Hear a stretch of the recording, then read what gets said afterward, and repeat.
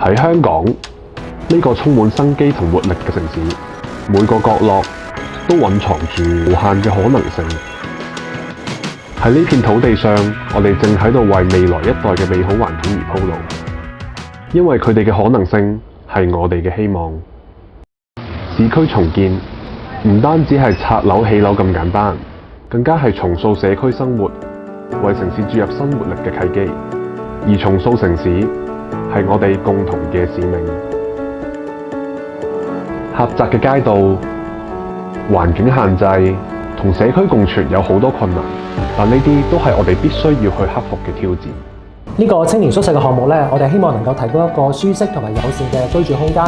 喺每個細節其實都體現咗我哋對創新同埋可持續性嘅堅持。環境限制咁多，解決嘅方法呢，其實都有好多嘅。咁要回應未來城市嘅發展，對高效空間嘅需求 ，MIC 應該係建築界嘅新方向。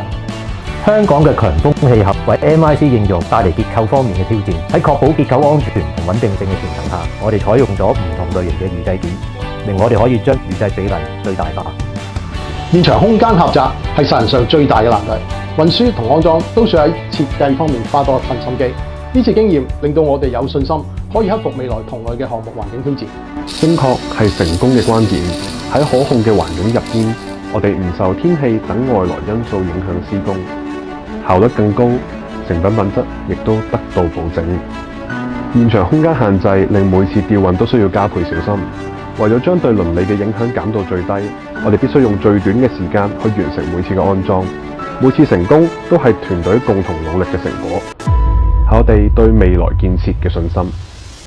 我哋覺得 MIC 可以重新定義空間嘅運用啦，咁亦都可以提升居住同埋工作環境嘅質素嘅，為呢個城市創造更多優質同埋可持續性嘅空間。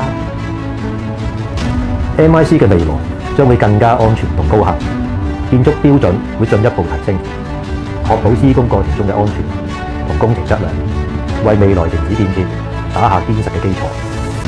MIC 將會令每一棟建築嘅空間更加靈活，更加有效咁滿足社區需求，促進居民之間嘅互動同交流，打造更加和諧嘅生活環境。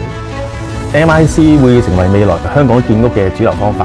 MIC 唔單止可以提高建屋嘅質量，更加可以提速、提效、提量。最重要係可以減少地盤嘅工序，提升工地嘅安全，同埋減少勞動人口老化嘅影響，為社區創造更多嘅價值。我哋共同期待香港嘅明天會更加美好。未來嘅建設因你哋而充滿希望。